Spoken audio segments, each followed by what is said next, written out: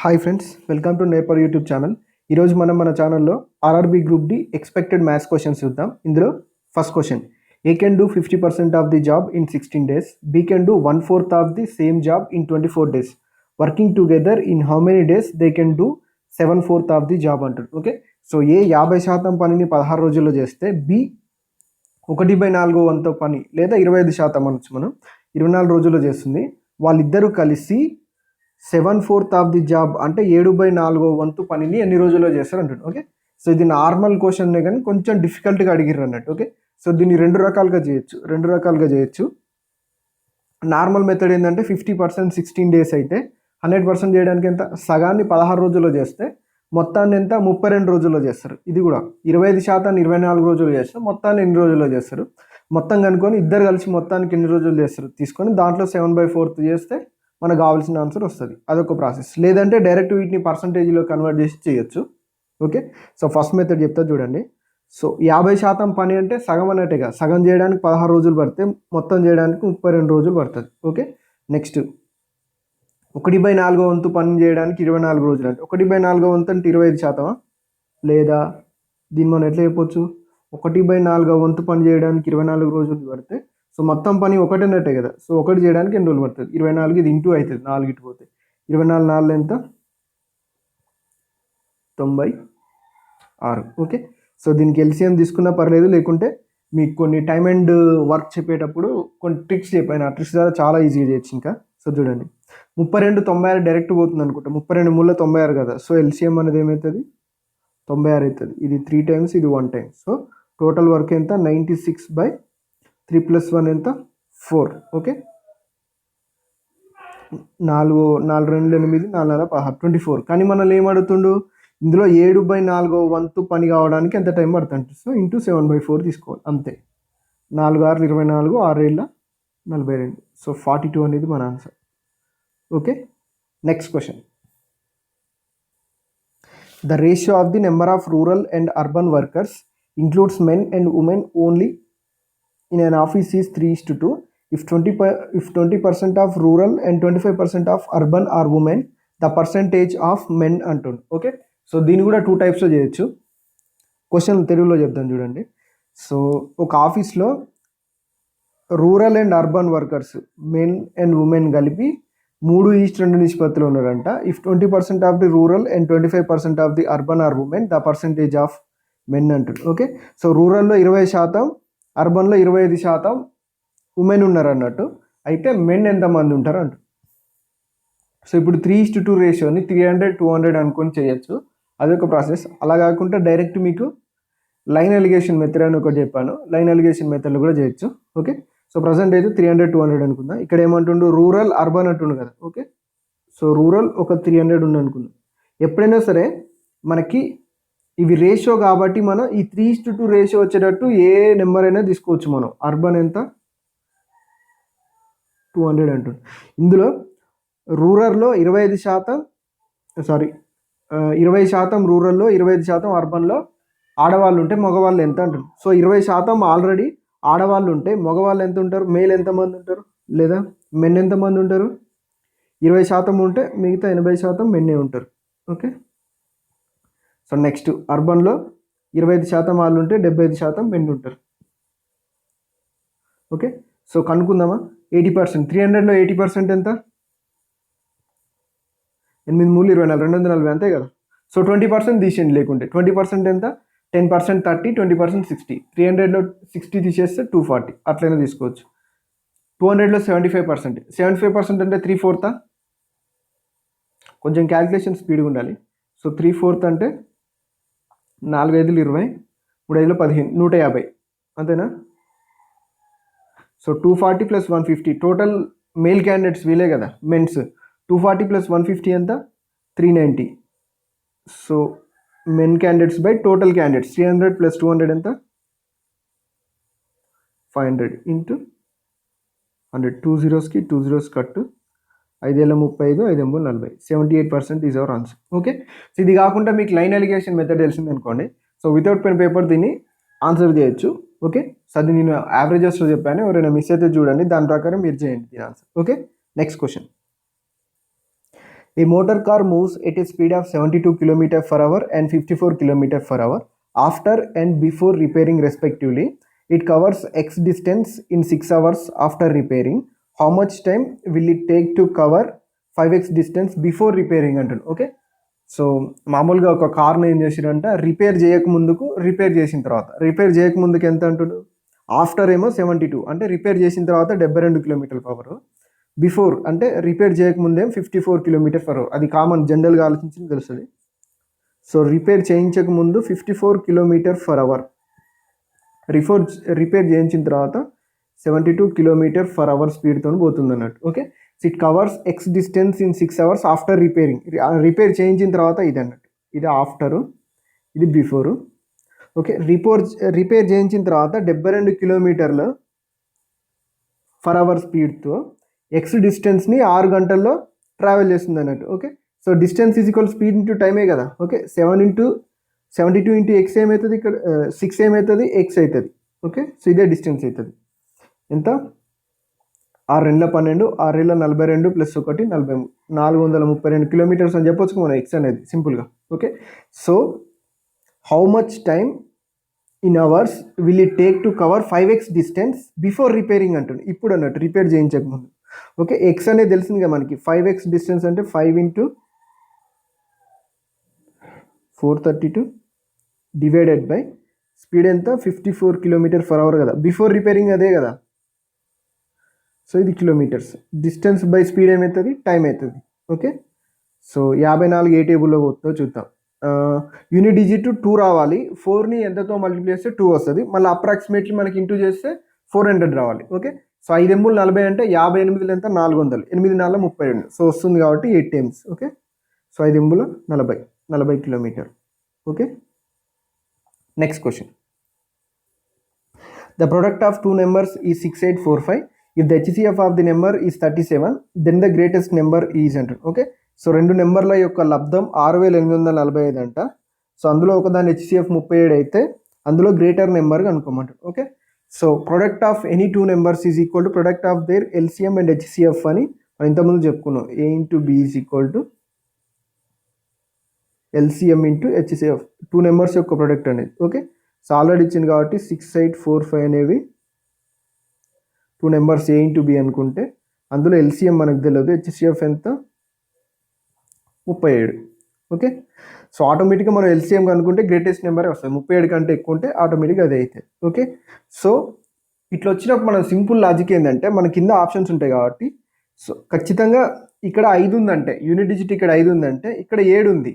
Okay, so 7 అనేది odd number కాబట్టి దీనికి ఖచ్చితంగా ఇంటూ 5 ఉన్నప్పుడు మాత్రమే ఎండింగ్లో 5 వచ్చే ఛాన్స్ ఉంది. అంటే మనకు కావాల్సిన ఆన్సర్ యొక్క యూనిట్ డిజిట్ ఎంత ఉంటుంది, 5 ఉంటుంది అన్నట్టు. ఇచ్చిన ఆప్షన్స్లలో ఒకే దానికి 5 ఉంది కాబట్టి ఇదే మన ఆన్సర్ అవుతుంది. ఓకే, సో ఇలా ఫాలో అయితే ఏంటంటే మనకు చాలా టైం సేవ్ అవుతుంది. ఇప్పుడు ఈ 37తో ఇది ఎలా కొట్టేయాలని మనం ఆలోచిస్తే చాలా టైం వేస్ట్ అవుతుంది అన్నట్టు. ఓకే, సో ఆప్షన్ ఒకటే ఉంది కాబట్టి మనకి ఈజీ అయిపోయింది. ఒకవేళ ఆప్షన్స్ 2, 3 ఉంటే అప్రాక్సిమేట్ చేయొచ్చు అన్నట్టు. ఓకే, ఇది ఫర్ ఎగ్జాంపుల్ ఇది ఒక 40 అనుకుందాం, ఇది ఒక 7000 అనుకుందాం.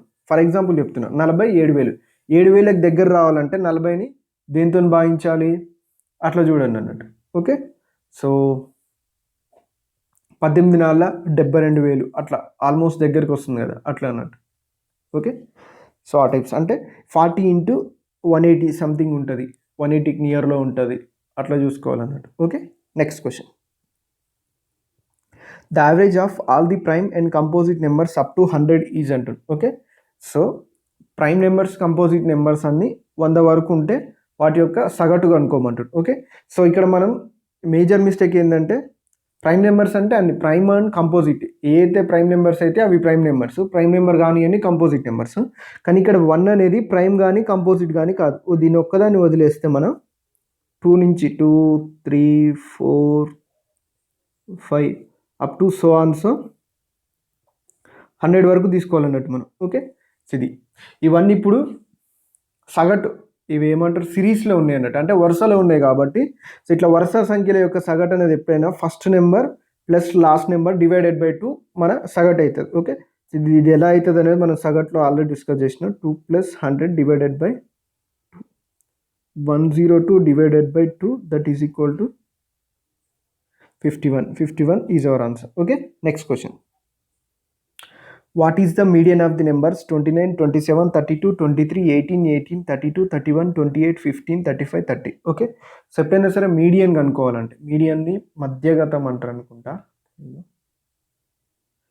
తెలుగు అయితే నాకు ఐడియా లేదు. సో మీడియన్ కనుక్కోవాలనుకుంటే సో వీటిని ఆరోహణ లేదా అవరోహణ క్రమంలో రాసి మిడిల్ అంటే మధ్యలో ఏవైతే నెంబర్ వస్తుందో అదే మనకి మీడియన్ అవుతుంది. ఒకవేళ మధ్యలో 2 నెంబర్స్ వస్తే ఆ 2 నెంబర్స్ యొక్క సగటు మనకు కావాల్సిన మీడియన్ అవుతుంది. ఓకే. సో వీటిని చిన్న నుంచి పెద్ద లేదా పెద్ద నుంచి చిన్న రాత. సో ఫస్ట్ నుంచి చిన్న నుంచి పెద్ద రాస్తున్నా 15 ఉంది కదా ముందు. సో 15 కన్ఫ్యూజ్ కాకుండా ఉండాలంటే కట్ చేసి మళ్ళీ ఒకసారి చెక్ చేసుకోండి. నెక్స్ట్ 18 రాసిన కాబట్టి 18, ఇంకో 18 రాసిన కాబట్టి ఇంకో 18. నెక్స్ట్ 18 తర్వాత లోయెస్ట్ నెంబర్ ఏం లేదు, 20లో 23నే అనుకుంటా. So next 23 lowest number. So 23 తర్వాత లోయెస్ట్ నెంబర్ 27, 27 తర్వాత 28, 28 తర్వాత 29, 29 తర్వాత 30, 30 తర్వాత 31, తర్వాత ఆల్రెడీ ఇక్కడ 32 కట్ చేసినాం, తర్వాత 32, మిగిలిన ఏకైక నెంబర్ 35. సో ఇక్కడ మనం చిన్న నుంచి పెద్ద రాసుకున్నాం లేదా పెద్ద నుంచి చిన్న రాసుకున్నాం, అదే వస్తుంది.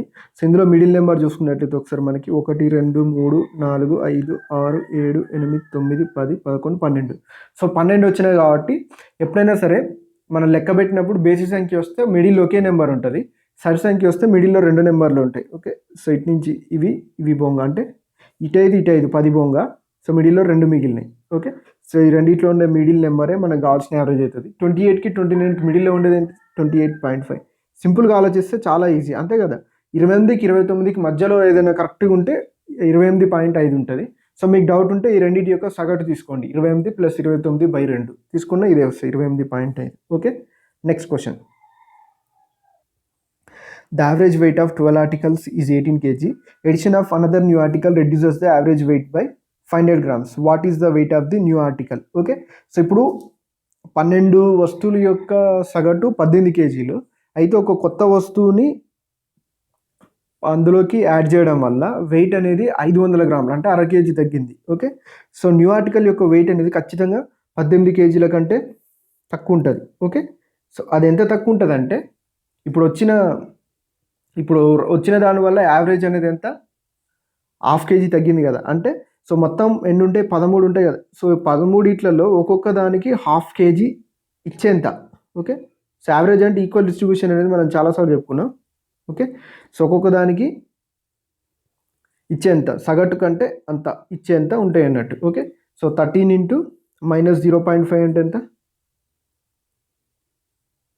65 కదా. సో పాయింట్ ఉంది కాబట్టి 6.5. 18 - 6.5 అంటే ఎంత, 11.5 కేజీ అవుతుంది. ఓకే.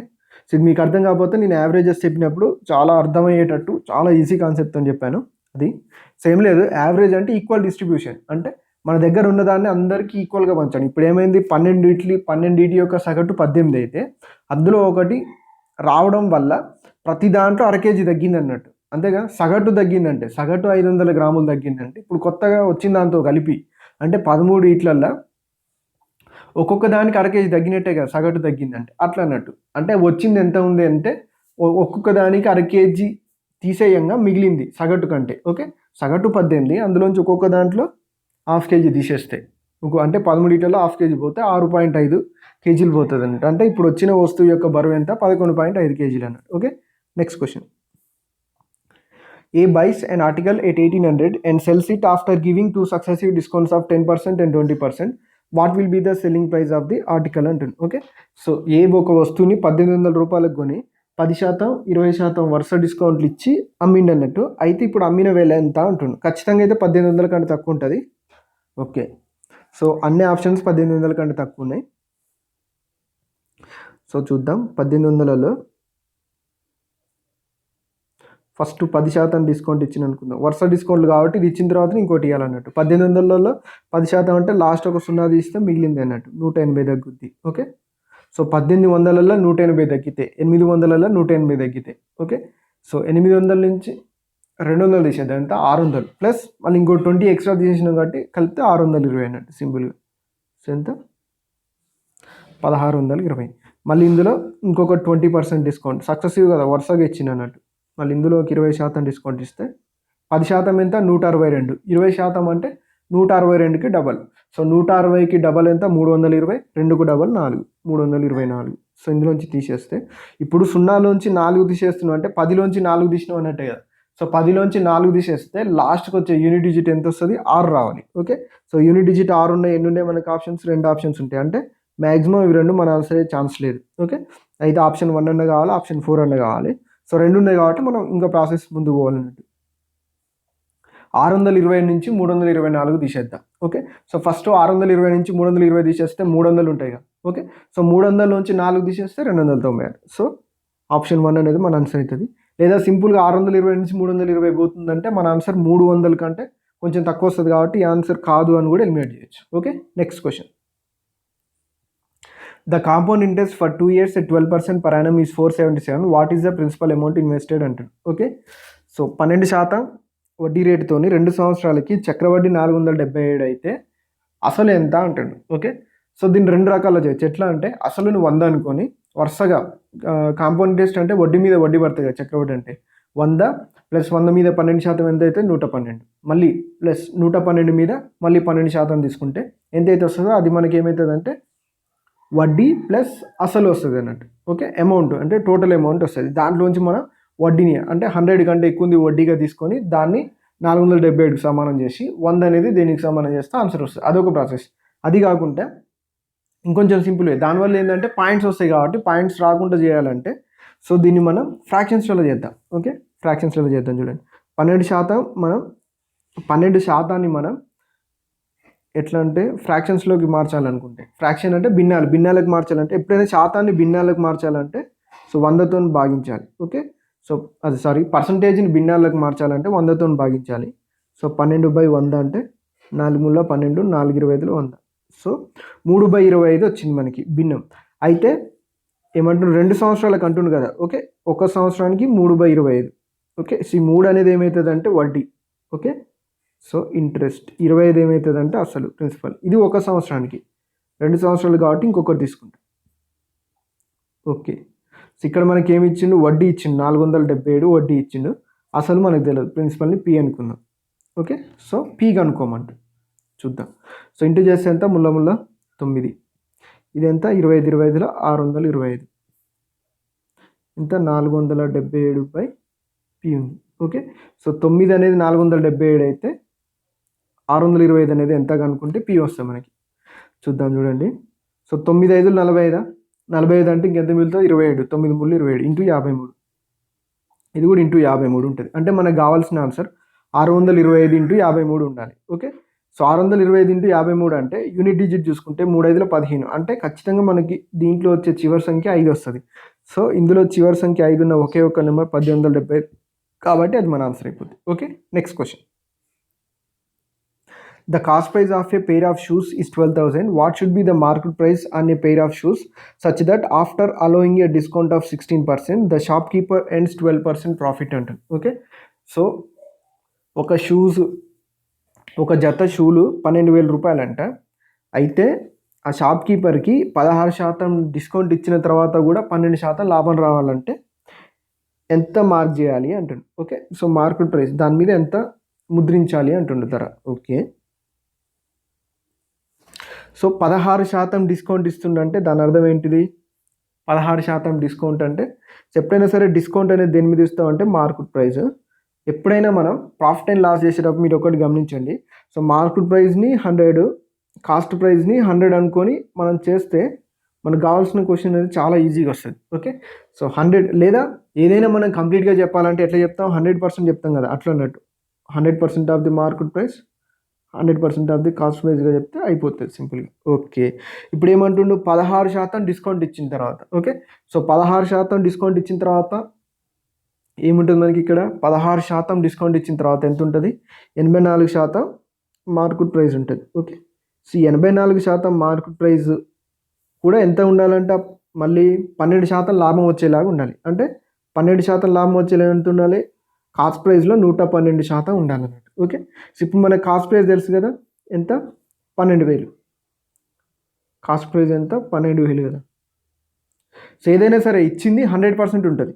ఇప్పుడు మనం ఇందులో 112% ఆఫ్ ది కాస్ట్ ప్రైస్ కనుక్కుంటే మనకు కావాల్సింది వచ్చేస్తాయి కదా, లేదా రేషియో కూడా కనుక్కోవచ్చు మనం, మన ఇష్టం. మార్కెట్ ప్రైస్కి కాస్ట్ ప్రైస్కి రేషియో తీసుకున్నాక ఇంకొంచెం ఈజీ అయిపోతుంది మనం చేయాల్సింది. ఓకే, సో ఈ సిపి ఇటు వస్తే ఇక్కడ ఎంత ఉంటుంది, 112/84 ఉంటుంది. ఓకే, సో కట్ చేస్తే ఏ టేబుల్లో పోతుంది, డిఫరెన్స్ ఎంత ఉంది, 16 + 12 అంటే 28 ఉంది. 28 టేబుల్లో పోతుందా, 28 3s 84, 28 4s 84, 28 4s పోతుంది చూడండి.